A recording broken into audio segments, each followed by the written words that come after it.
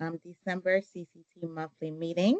So on behalf of Taylor, Dr. Carter, and myself, we're glad you're here participating in this meeting today. Okay, we will start with welcome. And please introduce yourself and tell us your name, organization, and what you're most looking forward to this holiday season. If this is your first time joining, you can just come off mute and say your name, your organization, and what you're most looking forward for this holiday season. And for our members that's been here, please, you can enter your information in the chat. Now, do we have any new members today?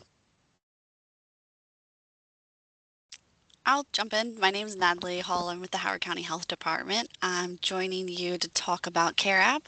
And what am I thankful for? Oh, the sun came out today. That's what I'm thankful for. And I hope to see it on Christmas too, or whichever holiday you celebrate. But my goodness, did I need that sunshine today. Yes, I agree. The sun is out, especially compared to yesterday. Better day.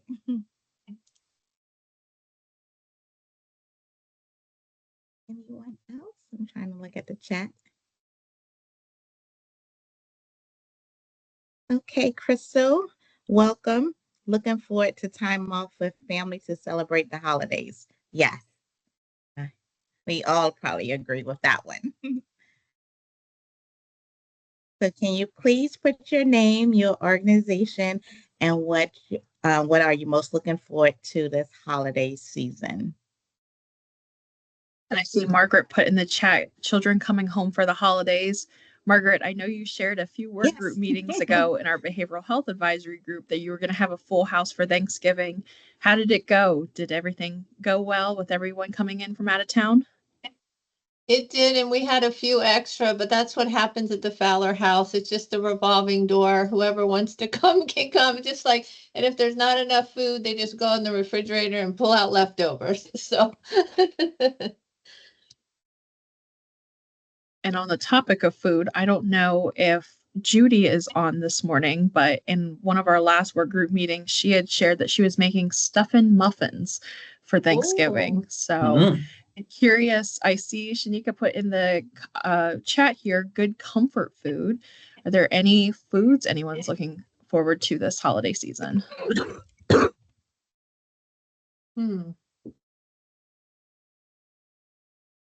I can share. My mom, she lives in South Carolina. She makes the best banana pudding. So I'm looking forward to spending time with her and eating some banana pudding. I actually make this cranberry salsa for the holidays, which is just wonderful.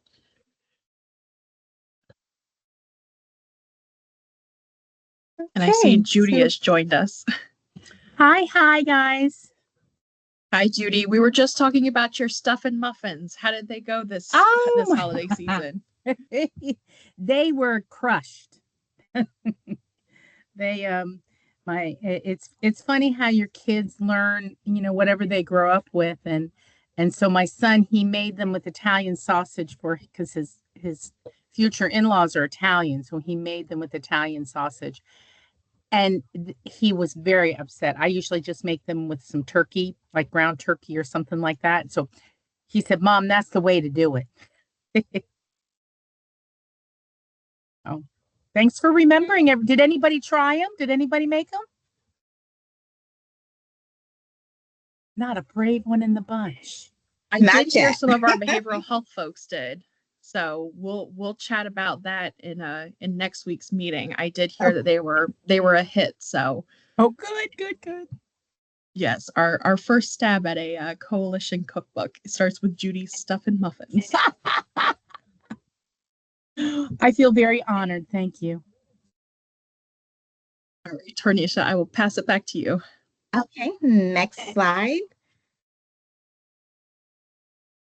Again, welcome everyone. We're glad you're here. So today we will have a presentation from our partner, Howard County, discussing their CAREAPP and Dr. Carter will introduce Natalie, and we'll hear more from Natalie. So we're excited about the upcoming presentation. And then afterwards, we will have our community announcements, and then we will have closing remarks. Okay, we always like to start with our vision and mission for the CCT work group. The vision for the group is in health department. Prince George's County is a place where everyone has access to high quality and effective healthcare services that are well managed, seamless, and tailored to their specific needs. And the mission is empowering healthier lives through efficient care, coordination with a strategic systems approach. And I'm sorry, that's the mission for CCT, the vision and the mission. So correction. Okay, next slide.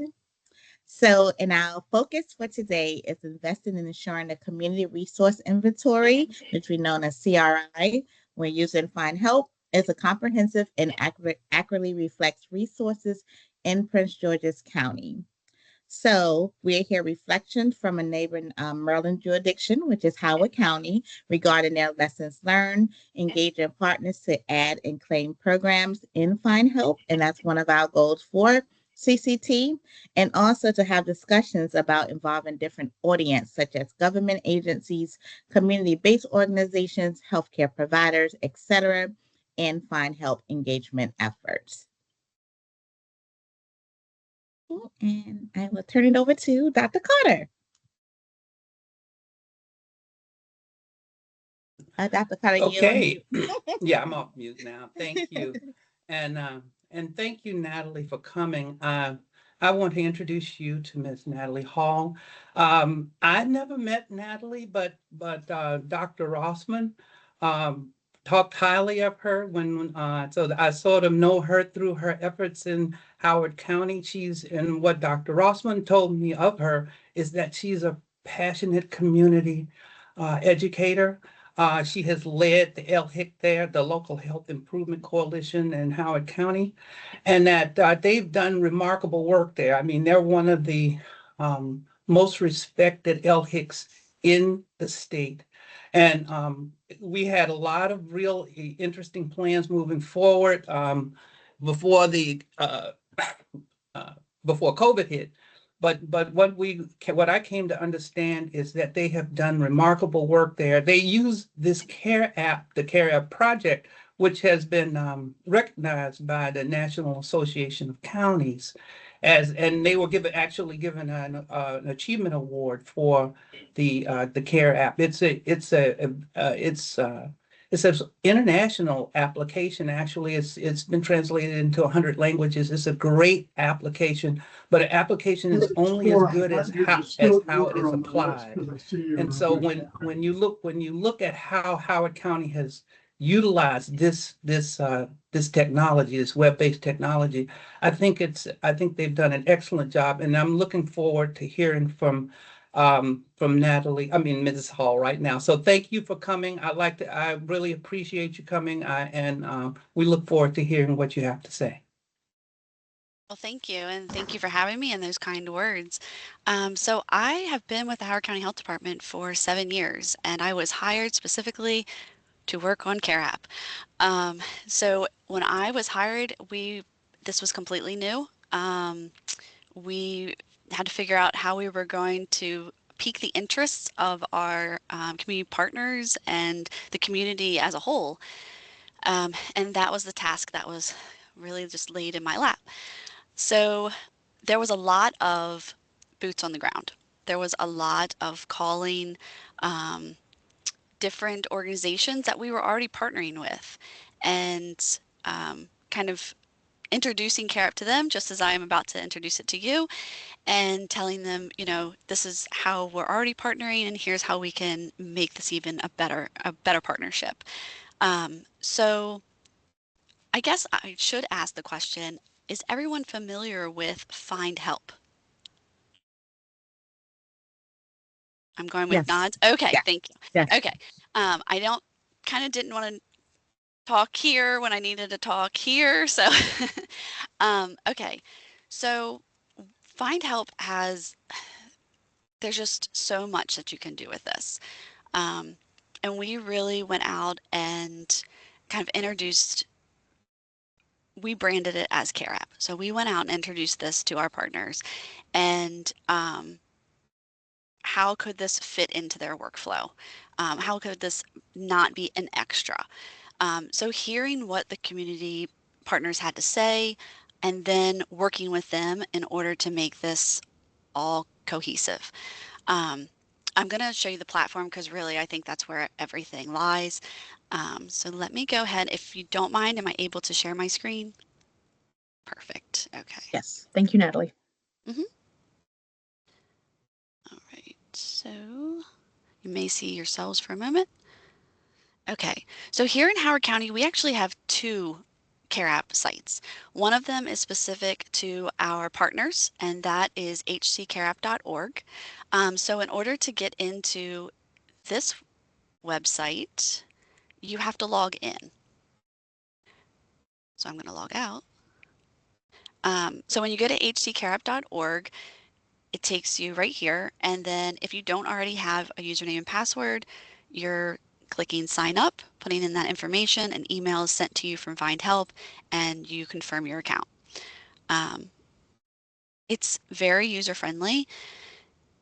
As soon as you're here, I can either start an assessment. So this is like our intake. So we can go in, and the way we have this set up is these are questions and they're very directed to social determinants of health. So I will quickly show you what this looks like. So I'm getting a little bit of information about that person, and then what services can I help them with? And if I click food and housing, the questions that pop up are related to food and housing. So, I'm not going through a long assessment with someone if I don't have to. So from here, I can actually find the resources specific to food and housing as well once I answer these questions. So this is to me just a very easy way of going directly to what that person needs. I also find this helpful when maybe I don't have a relationship with this person. Maybe, I'm at a community event and I'm introducing CareApp and they're like, show me more. Or maybe I've noticed that maybe I'm at the food bank and, you know, they have the food services they need, but they're now looking, how am I going to pay my utility bill? So this is a way for me to ask those questions without prying, or some people just don't feel comfortable, you're new. But if I have this assessment in front of me, it makes it a lot easier. So I'm going to pop out of there. And as it was mentioned, all of the entire website could be used in multiple languages. So on this page, if you go to the very bottom, I can choose any language listed here, and there are over 100. I will say Google Translate is used, so it's not 100%. But if, I'm working with someone and I only, unfortunately, speak English, so if I'm working with someone that, English is not their first language, I can actually, change the language, turn the screen, and work with them. So I'm going to leave it there for right now.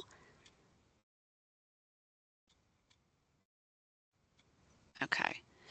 So, excuse me. And then I can go into a quick search by zip code. So we're just going to do that. I do want to point out, so I've gotten questions in regards to, how do we have anything else that we can provide right here on CareApp that's helping people? So we always have, our announcement here. CareApp is not this is an emergency, I need help now kind of thing. You either call 911 or you call 988. So we want to make that very clear at the beginning. So we put that there. We've also made CareApp into an app. So you can download CareApp onto your Android or Apple device. And so there's instructions on how to do that. And we have a quick resource area. So we've made favorites folders, which are wonderful. Don't know if you guys have utilized those yet, but you can click on the resources that you want and you can add them to a favorites folder. And then we've actually put some of those favorites folders right here on the home page. So these favorites folders, we've picked them because these are the resources that people, when we look at our data, these are the resources that people are looking for. Food and housing, usually they're number one and number two. They just switch monthly. And then financial assistance. So how am I paying those utility bills kind of things. Um, and then we have a section here, learn more. So if we are, if someone does have a question, they can email askhealth@howardcountymd.gov, and then that will get to us and we can answer that question. I think it's important to have one person or one email that where all of your CAREAPP or Findhelp questions go to. Even if it's at an email where multiple people are checking it, great. But just have one person that, or one contact, I'll say, for your resource for Findhelp. So let me go back up. And I'm noticing something. Okay. So I'm just going to click search.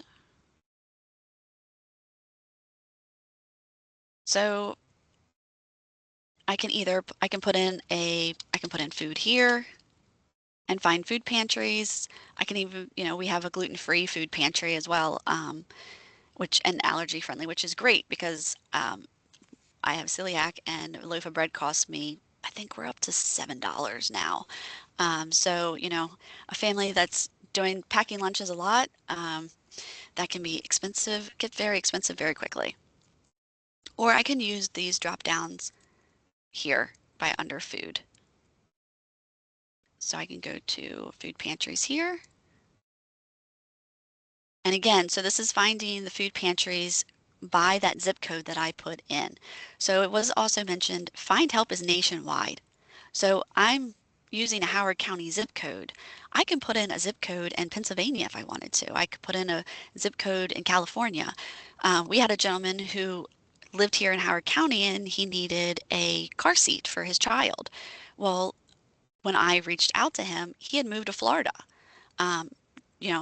Sir, do you have a car seat yet? No, I do not.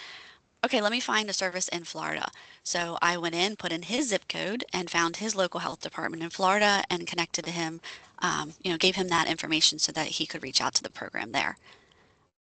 He was very thankful for that. So we have our food services, our food pantries. Each resource, if they are claimed, they will have a check mark. So this means someone on the other end, so someone at Columbia Communities Cares, is updating this information.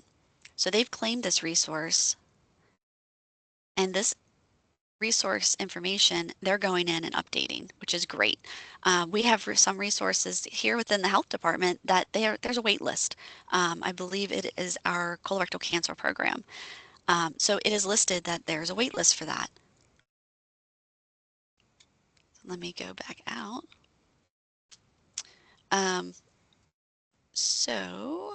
And the person who that claims this also has access to some data analytics, which I'll jump into in just a little bit. So there's just a quick little, idea of what they do, what are their main services, who can they serve, if there's eligibility requirements, that could be found in here. And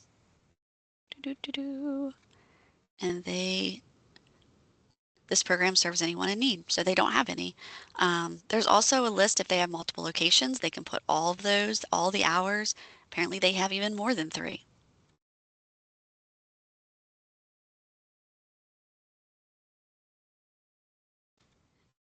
And then once you've claimed your resource, you can go in and kind of set up your page any way you want. So some people, they want that direct referral. So I'm working with, we'll say the colorectal cancer program here at the health department, and I need you to fill out this specific form, and I want your referral through CAREAPP. Some people, they just want you to apply on their website. So they just have their website listed, and maybe that's where their application is. Great. I've just saved them a step. I go to the website, I go to that application on the website, fill that out, and I've now applied to that program. Here, they just want you to go to the nearest location or give them a call. This one goes to their website, which I know that they have. The Howard County Food Banks has their application listed. So let me do this.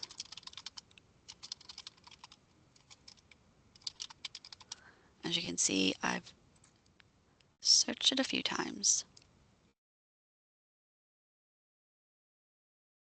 So this is what I mean by a direct referral. So you'll actually see refer listed here. And I did want to show you colorectal cancer.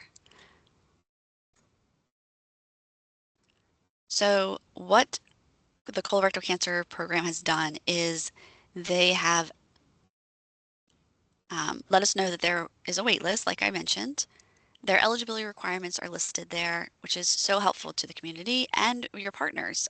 You know, if I'm working over at, you know, Grassroots, our organization that helps with homelessness. So what are the, you know, the eligibility requirements for this program? And then I can put in my client's name, their contact information, and then what language would they prefer when I contact them, so that I know that if I'm contacting someone and they prefer Spanish, that I can have someone who speaks Spanish on the phone with them. And then, you know, do they want to be connected by email or text? And then you can add a comment. So we ask here in Howard County, we ask that there's no medical information in these comments. Findhelp is HIPAA compliant and secure. That's just an ask of us. And you know, to each their own. Everyone can do what they prefer. And then we have our consent. So here we're making sure that the person that we've collected this information on knows that we are going to send their contact information to this organization and that the organization will be contacting them back. So as long as they're okay with that, then we can check this box and click next. I do want to say we are making an update because there are services where you don't have to be, the person does not have to be 18 and does not have to have the a guardian doesn't have to give them permission. And those are our reproductive health and behavioral health services. So we're rephrasing that, and hopefully that'll be rolled out next week. And then once everything is completed, we click next. So what I probably should have been doing, and I will just say at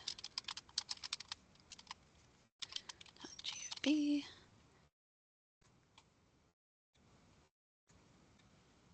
Okay.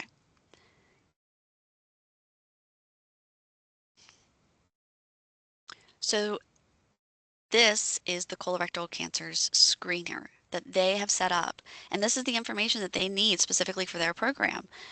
So this is helping, you know, our program move quicker because they already have this information. It's not, you know, I now need to call the person and get this information before I can let them know if I can help them or not. So once someone has filled this out, I can contact them and let them know, you know, I'm sorry you don't qualify, or yes, you're qualified, you know, let's move forward. So that's something that is very easy to set up.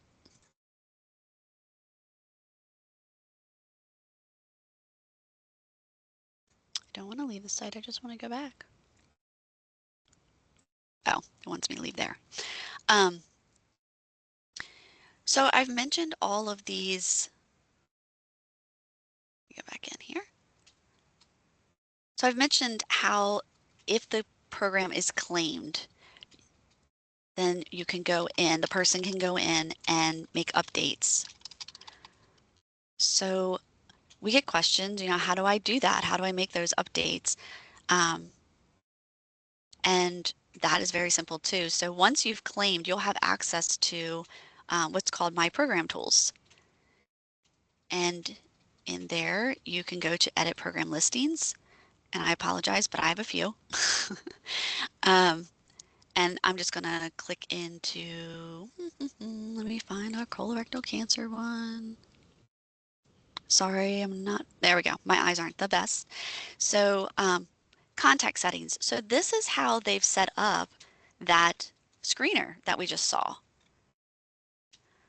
So they have it set up to fill out a screener application, determine eligibility, and then you know, which email address. So this is where they want that information to go. So this is the back end where, you know, this email address may not be public, might not be seen by the public, but this is where that screener is going to go. So this is where they've put in all that information.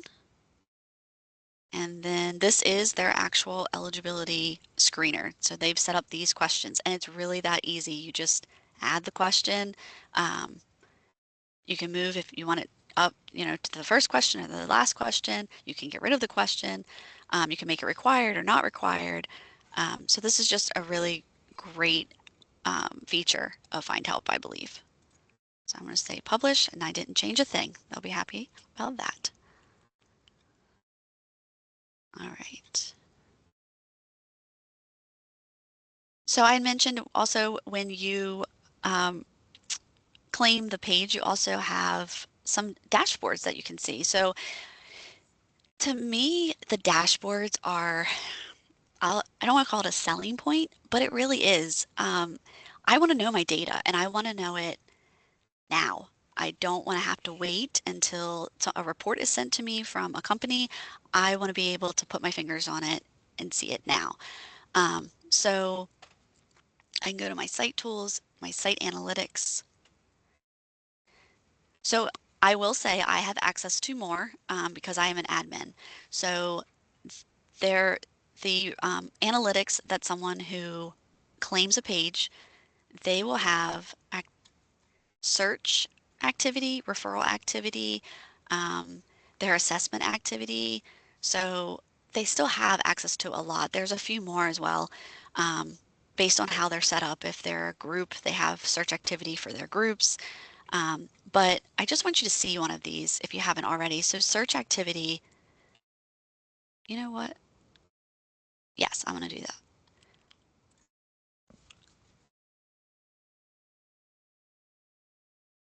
So I can filter different things. I did say that we have two different websites, so they're listed there. I can choose both of them or just one of them. I have groups set up, so I can check just a certain group to see how they're doing. And then also I can look at specific date ranges. I can look at it monthly. I can look at it weekly. How do I want that data presented? Maybe we have community health workers and they are broken up by zip code. So I want to know in this zip code of Howard County, how are we doing? How many referrals and searches have we seen? So I can put that information in. So I'm just going to peek in here really quick. So this is, it looks like September 13th until today's data. So this is search activity. Now mine is going to show you for the whole CAREAPP database. So this is not just specific to colorectal cancer or a specific program. So as this date range for that time frame, we had over 5,000, almost 6,000 searches. And I did pull some data for the year that I'll share with you as well.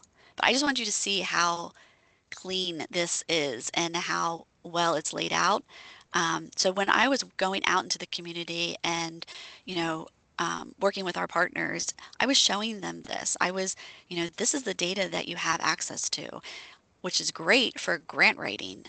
You know, you need someone, maybe you need to hire a new person on, but, you know, you need to justify that. Well, right here, you can justify it. So let me So if I'm looking at, and I know this is difficult, I'm sorry, with if I'm working with the colorectal cancer program, and we'll pretend that this is search data specifically to the colorectal cancer program. Well, I know that my program's been searched almost 6,000 times in this time frame. But what really stands out is my referrals. So because the colorectal cancer program has those direct referrals coming in and they have that assessment, they can pull this data and say, hey, in this short time frame, we've received X amount of referrals. So seekers are specific people. So 507 specific people, again, we're pretending that this is colorectal cancer, reached out to colorectal cancer. So, and we were able to help 53. So that means they've actually, got help. These closed loop referrals, what that means is they've either got help, they're not eligible, we couldn't contact them, they were referred somewhere else, or we couldn't get a hold of them, or they're no longer interested. So that's just a bigger pool, which is why that number is larger. So in order to say got help, the person would have had either the client or my staff here at the colorectal cancer program would have had to go in and change status to got help. So right here, I'm just going to say I was able to help 53. Well, that's because there's a huge wait list. I need more staff. We had 507 people inquire about our program, and I need more staff so that I can help them. So I can justify that to, we'll say, the state when I ask them for more funds for my colorectal cancer program, all hypothetical. But yes, I think the dashboards are really what make Findhelp stand out. So so what I'm showing you here, like I had to sign in, I had these dashboards. This is all for my partners. We learned from the partners, this is great. We would also like to see the community know about our resource. So we decided to create our public site, which is findhcresources.org. So very similar layout. We have a needs assessment that they can complete too. You do not have to log in for this. So if I am sitting at Grassroots that I mentioned earlier, and I am looking for, I'm even looking for diapers, I can put, I can just go here and put in diapers. I can put in the zip code.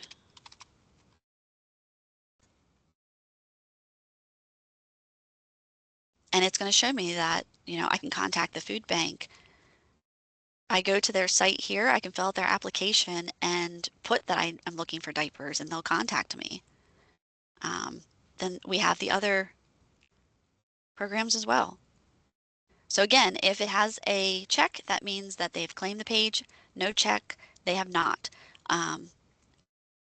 What I like about Findhelp versus a Google search is these are being updated, specifically the ones that I know the ones that are checked, have this check mark, are updated frequently because a community partner wants their information updated so that the community knows what they're offering. And Findhelp is updating those that do not have that check. So Findhelp will go and they do a check of all of them. But I like the fact that the ones that aren't claimed are even receiving, that someone's looking in to make sure they still exist. Their phone number is still the same. They still are at the same location. That doesn't happen with Google. And that's when people say, well, I could just search on Google. Do you know how many times I will tell you, I live in Carroll County. I drove to the mall in Westminster looking for the Children's Place. Yeah, that closed probably years ago, but that's not what Google told me, and I didn't know any better, and I drove and walked the mall to be sadly disappointed and then have to get in my car and drive. I think I came down to Columbia at that point. So another perk of Findhelp, and I believe it is every 3 months they're updating these, and you can see, the date that it was last reviewed. Let me go in here. And yes, last reviewed. So there's the date here. If there's something on the page, maybe they don't, it's not open 24 hours on Tuesdays, I can go in and suggest a change. I can say their hours are now 8 to 4. That suggestion goes to Findhelp. They confirm it. If it's true, they'll change it. If it's not going to get changed. Um, and when I send that suggestion, I'm getting an email from Findhelp letting me know that they've got the suggestion. And if they have questions, they'll email me back. We couldn't confirm that. Where did you get that information? Those types of things.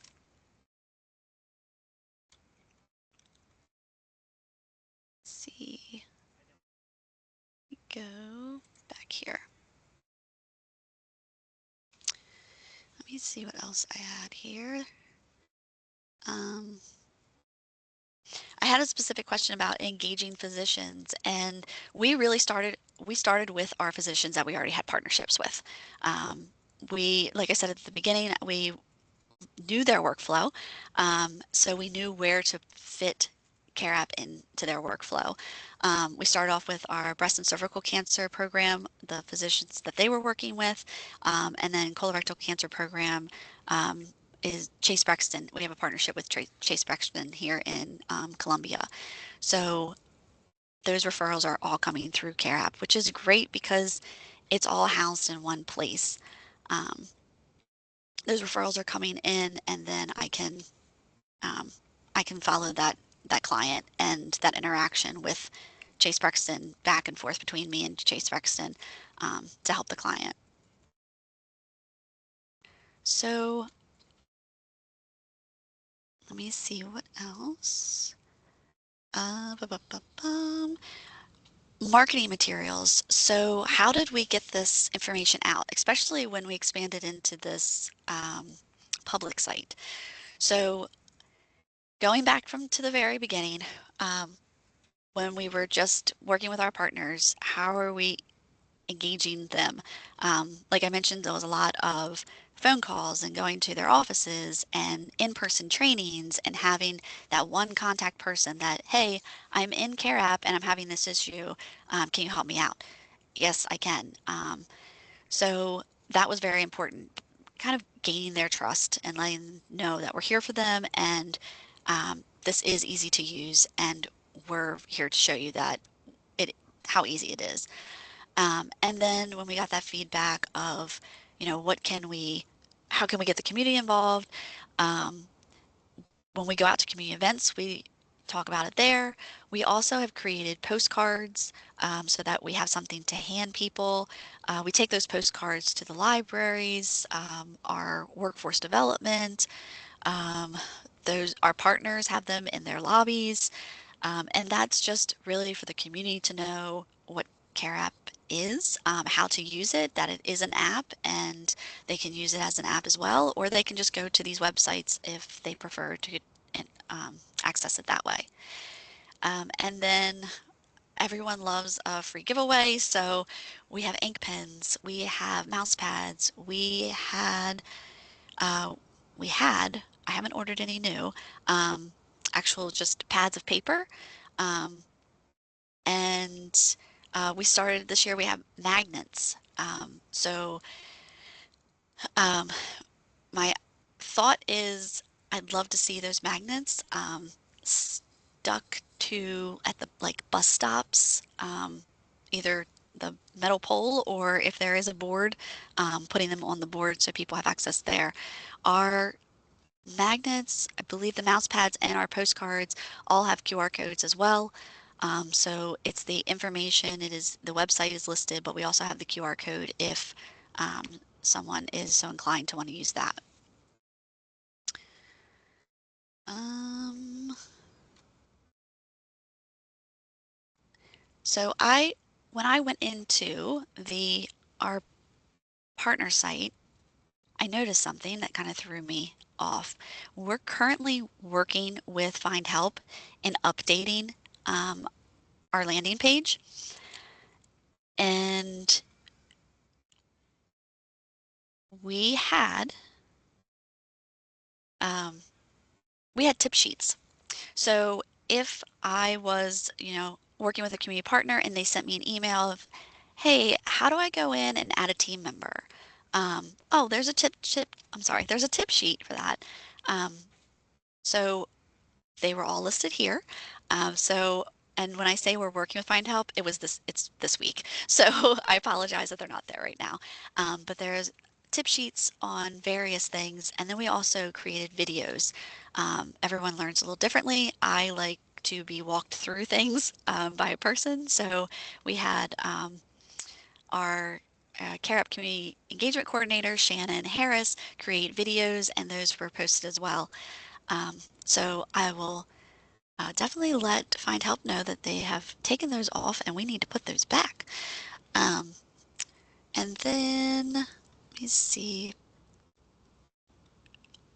So as far as data we're collecting, so I'm sure you guys are familiar with health stats. So monthly we report health stats for CAREAPP specific. And we're looking at things, our users are, and that's for both sites. So, and are we gaining users on our public site? Are we retaining users on our partner site? And what is their usage? So those are all things that we can see. And let me see if I can put up. So this is our site activity. And so when I say site, it is CAREAPP as a whole. And I have it right now on the public site. And I've pulled information from 11/1/2023 to 11/30/2024, just to give you an idea. And I'll actually, so a session, someone's just gone to the site. That's all that means. You can see in that time frame we had almost 18,000 sessions. I broke that up, and this was the public site. So we had 13,875 new users. And I knew that by this yellow line. I just added those up. So in a year, 13,000, almost 14,000 new community, like people in the community, residents, people who live, work, play here, were introduced to CAREAPP, which is amazing. I hope to keep it in that trajectory. And then as far as our partner site, so I won't show you that one, but I did pull the numbers. Same time frame, we had 4,313 sessions, and returning users, that was almost 4,000 of those were returning users. So, which is to be expected, that our new user number, so it was 727. So it's expected for that to be lower because we reach out to our partners and that's how they become partners. So if we are not reaching out to you, or you haven't attended an LHIC meeting or other meetings where we're talking about CAREAPP, you're not going to be familiar with it. So I'm just like delighted that our public site is growing the way that it is, because that tells me that word of mouth and all of our marketing materials are working. But here you can see, again, this is our public site. Searches, let me get out of here. So 15,000 searches were made. And then interactions. So that is someone is actually clicking on something within the platform. So almost 15,000 interactions, and then connections. So this means that someone has clicked on a telephone number, an email address, so that they can connect with that program. So almost 3,000. And then our referrals. So remember, there's different ways for a program to set up their card. So not everyone wants to receive that referral directly. So this number is expectedly it's going to be lower. Um, so excuse me, for so about 1,500 for this year time frame. I will say our health department programs are um, a big piece of those that are receiving direct referrals. And then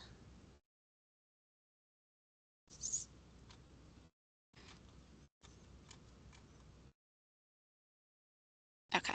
Um, I'll kind of stop there. I could go on for a long, long time, and I don't want to bore anyone.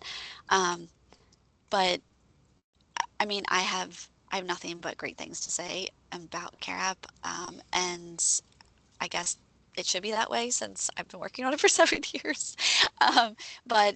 We did not start off with Findhelp. I will tell you that. So we had a contract with another vendor. We put out a RFA and kind of just looking around. Our contract had ended with the previous vendor, so it was just time to do that. We heard from multiple different vendors. We met with, I believe, 5, heard what they had to say. They showed us their platform. Um, we were looking for specific things. And one of them was we wanted our data in front of us in real time. That was a big one. Another one was I wanted the whole platform to be um, accessible in different languages. Um, that was we're a very diverse community, and when we go out in the community or when someone's going into our public site, I want them to be able to find the resources that they need, and language not to be a barrier. Um, those were our top two, and I know there were other ones, um, but Find Help definitely they were it was a no-brainer. I mean, when we saw what they were able to provide, we we knew we were going with them. So again, I will stop. I'm happy to answer any questions. And like I said, I could go on and show you so much more, but I hope I touched on the highlights.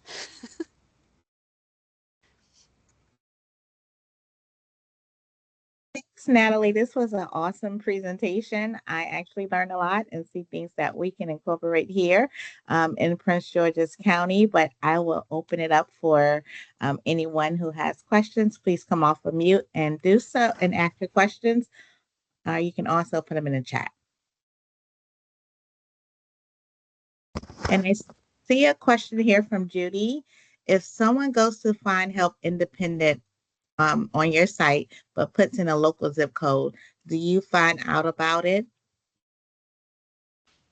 Yes. So that data will be in our the public site data.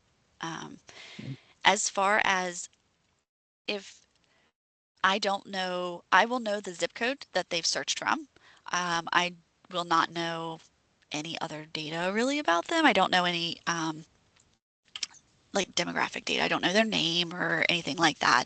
Um, so in order to collect that sort of data, they would have to create an account and they would have to enter their name, their kind of like, so when, in order to create a profile, the person has to make a referral. So if you make a referral and you put in your name, your email address, or your phone number, then that information is collected.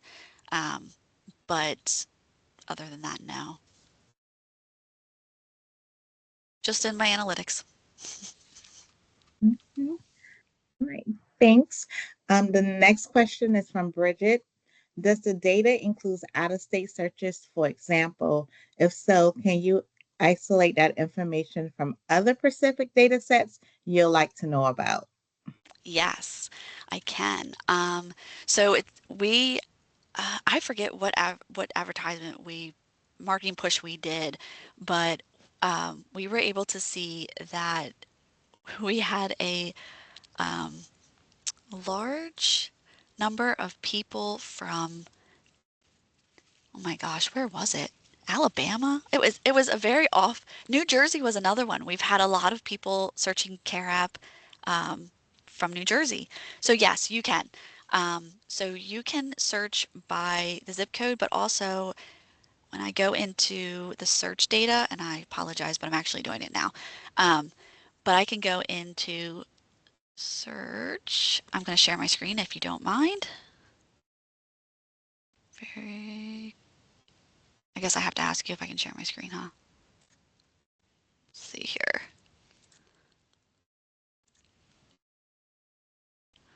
So there I've gone to our search activity, and if you, I, I didn't put any time frame in or anything specific. I just let it do what it was going to do. So here you can see our searches. Um, so we had 15 in Orange County, California. But it usually is, Howard County, and then it gets down to your city. Then I can look by zip code within those cities. There's even a heat map. So yes, to answer your question.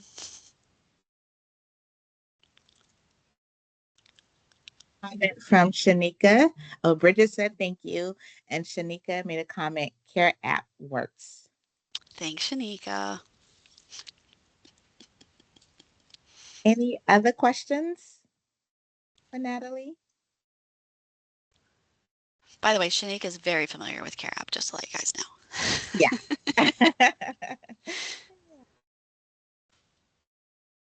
Dr. Carter, you have any comments?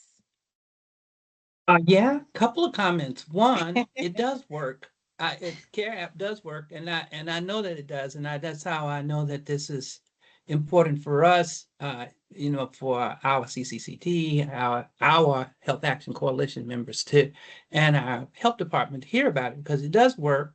And it's the good. What they did is something that, like I said, you can get any application like Findhelp or whatever, but if you have to make it work, and to make it work requires a lot of energy and years and people working at it, as Ms. Hall said, and that's true. And so, but one of the things that's good is once they put the energy in, it's in there. So all of a sudden now we can leverage that, and I think the partnership between our counties is important for us to do this because our counties. I always believe that the synergy between the counties is what's going to elevate the health outcomes of our communities. And the LHICS, which was started by um, Francis, God, I'm blocking her name, but when she said we're going to do these local health improvement coalitions, that was significant. I don't think we've leveraged it as much as we possibly could. We were trying, and then of course, COVID hit. But one of the things I did know was that in Howard County, they really have done their homework. They've done the work. And so this makes it exciting to me because, just like when you have shared analytics, then you're actually you serve the public a lot better. So it's this is a collaboration that I think that we have to really make sure that we solidify. And the other thing is, this is on a personal note. Maura is just a wonderful person. I don't know if she's the health officer in Howard County. Just a wonderful individual who, during the pandemic, I don't know what I would have done without her. I could come pick up the phone and call her anytime, and she would say, "Hey, Ernie, do X, Y, and Z." And those kind of collaborations really, really help. So thank you so much, Ms. Hall. I mean, I think that I have a great deal of respect for what you've done with Findhelp. And a lot of people don't do it to that extent. So I really have a great appreciation. Thank you. Thank you very much. And we are working, Shannon, who I mentioned, she's in another meeting, and that's why she couldn't be here today. So she wanted to very much. But she is putting a list together of, the different counties in the state, and what are they using? And we found out that there are more counties that are using Findhelp, and then just reaching out to Findhelp and saying, can you give us those connections? Can we make those connections so we can reach out to those counties and collaborate? And it was very interesting. I don't know if you guys were on the call with, it was a few months ago when the governor had just kind of a us meeting. It was virtual, and it was, we have such great resources in the state of Maryland. It's just that people don't know about them. And That's correct. I was on the side of the screen just kind of screaming, CAREAPP, find help. Like, we just need to connect. So, and this, find help. MDH is aware of Find Help. There is a gentleman, I believe his name is Paul, who has been working with Find Help for the, I believe it is the cancer prevention program. So, the more that we work together and can keep the work here and then let the state know what we're doing and say, hey, we've already done this for you. Like, it's here. Let's connect the rest of the state to this too. Um, I see this growing, just getting larger and larger each year. And that's what I've seen. And I really hope it just goes beyond my expectations. So thank you for having me. I really appreciate it. And, thank you for the time. Thank you. Thank you you, so much, Natalie. Natalie. That was a very helpful tutorial. You hear about the features, but you don't get to see them in real time. You don't get to see them in action. So it's wonderful to see how you all have executed that and how user-friendly that is when accessing that resource. So thank you again so much for joining us today. I will go ahead and shift us over to our last slides for today so we can wrap up.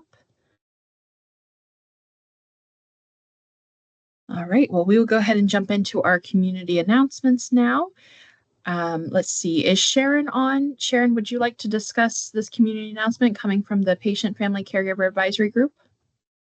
Yeah, sure. I'm sorry, I'm not on camera because I'm sick, and if I had to blow my nose, it would not be very pretty. So the Integrating a Maternal Health Services Coordination Project is a project of the Maternal and Child Health Bureau of both HRSA and the State Department of Health. And the goal of the project is to improve coordination of maternal health services by doing an assessment and evaluation of how people are using. There are forms that are required when providers see pregnant people, and also at the point of discharge. And these forms are supposed to go to the local health departments and to the MCOs, who are then responsible for following up with the pregnant people, and in particular those who are at highest risk, who have few resources. So in order to assess how well services are being coordinated, they're looking at whether these forms are being completed, and there are many barriers and challenges to completing these forms. And then, on the local health department side, there's many challenges and barriers, largely because these programs are significantly under-resourced and understaffed. But the project is looking to obtain feedback from patients, caregivers, and family members of people who are pregnant or recently have been pregnant. And they're looking to start a patient family caregiver advisory group. There is compensation for participation. It begins with an interview, and the folks should email to Grace Townsend at the Primary Care Coalition, as opposed to the Regional Primary Care Coalition. It's the Primary Care Coalition in Montgomery County.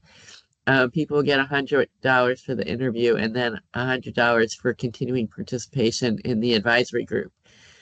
So the ask is, if you are encountering or working with any pregnant individuals or recently pregnant individuals who you think have a story to tell, who would be willing to tell it, to please pass along these flyers and see if they would be interested in participating. Again, it's $100 stipend per hour, so it could potentially be worth somebody's while to participate.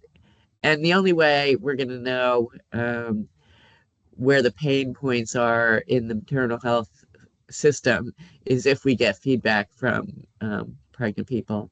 So does anybody have any questions about this?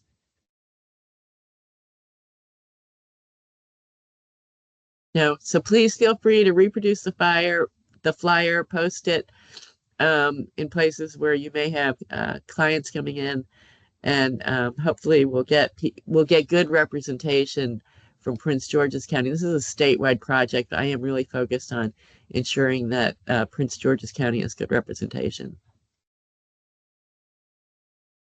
Thank you for that announcement, Sharon. I put the 2 flyers in the chat, both the English and Spanish translated versions, and I'll be sure to include those in the meeting notes. Thank you.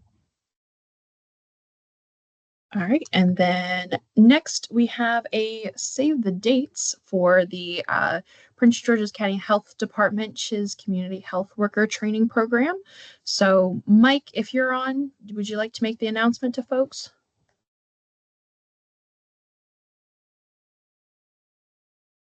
If anyone from Health and Wellness is available? Yes, sure, I can make it. Yeah. Yes, the Prince George County Health Department is organizing community health workers training, because to be certified as a community health worker in the state of Maryland, you have to complete a 120-hour course and 40 hours of practicum. So we are offering this to people of Prince George County who want to become a CHW and certified. So we have we will be organizing 3 cohorts. We need 60 community health workers to be trained. So the first cohort is going currently. So we started in November and it will end in January. So we are announcing this for the second cohort that will start in at the end of February. I'll put the announcement in the chat, but the flyer will come and then we'll share that with you. So if you know someone in your organization or someone in a community who want to become a community health worker, please, you can refer to us, because we want them to be trained, and then this is a big opportunity for our resident to be trained, our CHW. So the second cohort starts in February 27 and will end at the in March the 31st. So it's a 2 months course, and it's mainly during the days. The course will be organized in the evening, Monday to Friday, and on the weekend, on Saturday, it will be a morning training, so that people can adjust their work time with the training. So I'm dropping the announcement in the chat, and also the flyer will follow, because the flyer will have the link for registration. People can register online, and our partner, Institute for Public Health Innovation, is the one conducting the training for this CHW core competency training. And Mike, we have a comment here in the chat, a question. Does this cover recertification as well? I mean, the Institute for Public Health Institute can help for the recertification. They can help, but it's not part of this one. Yeah. Is there it's just a full training. It's just a full training for those who never had the training before. Okay. And is there any contact information that we could put for IPHI in the chat for folks who are interested in the recertification? Yes, I think we will give you the link, the contact for someone. Yeah. Thanks, Mike. Yes. But can I just add, for those that are interested in the core training that Mike is talking about, Mike, can you put the CHW email link so that they can contact you directly? Yes, please. I'll do that. Yeah. Thank you. And again, just to highlight a great asset of this, that the CHW core training is provided free to Prince George's County residents and CHWs. So thank you, Mike and Shirley, for that announcement. Any questions?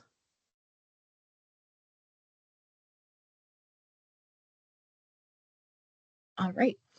And lastly, as we wrap up for the year, we have 2 surveys that we are asking folks to fill out. So I put those links in the chat and I'll be sure to include those in our meeting notes. But first, we have a brief survey about your experience in the CCCT and across this year thus far. So we want to get your opinions on the content and the facilitation and any feedback you have regarding goals for the CCCT in 2025. We want to hear all of your pain points and what we may need to discuss as a group. So if you all would not mind filling that survey out, the deadline for that survey is Friday, January 17th. We also, more of a coalition-wide initiative, is the Prince George's Health Action Coalition Partner Survey. I've also included that link in the chat, and that will be due Friday, January 17th as well. We want to get all of your contact information and get a little bit more information about the populations you all serve, the areas served in Prince George's County. We're hoping that we can build a partner directory that we will be able to share with you all, and then also be able to identify gaps in our LHIC here in Prince George's County and figure out moving forward who we need to include in these discussions and make sure that we are coordinating efforts. This group, the community care coordination team, y'all know it best. We need to be able to coordinate efforts better and make sure that we are breaking those silos. So we're hoping that we can get information from you all to be able to do so in the new year. So again, those surveys will be due on January 17th. And please let me know if you have any questions about the survey content or accessing those surveys. And Dr. Carter and Tornisha, if you guys would like to close us out. Dr. Carter? Oh, I was just going to say Merry Christmas and Happy New Year, because we probably won't see you until after that. So and we really appreciate the fact that you all have been with us. This is more of a transition year for the CCCT. We're really getting geared up for 2025. And as I've talked to sort of our leadership team, this is our year to really see how we can move the needle, form the right partnerships, and it starts with our speaker, Ms. Natalie Hall, and Howard County, and the other counties that we are so dearly need to partner with, because that's collectively we move forward, and we're not about reinventing the wheel. What we're about is making sure the residents of Prince George's County get the optimal health care they can get, and that's what we're going to be about this year. And I think that we had a great year in 2024. I think we really have started to formulate, and we brought on Twanisha Stokes, who is, when she came on, and we solidified how we're going to move forward, and the health department has been nothing but the real leaders in how we're going to make this work. So we really do appreciate our partnership with HCDI, because they have really helped us in terms of bringing the administrative piece to the table. And of course, we have to give a great deal of thanks to Taylor Palmer, who has really taken the reins.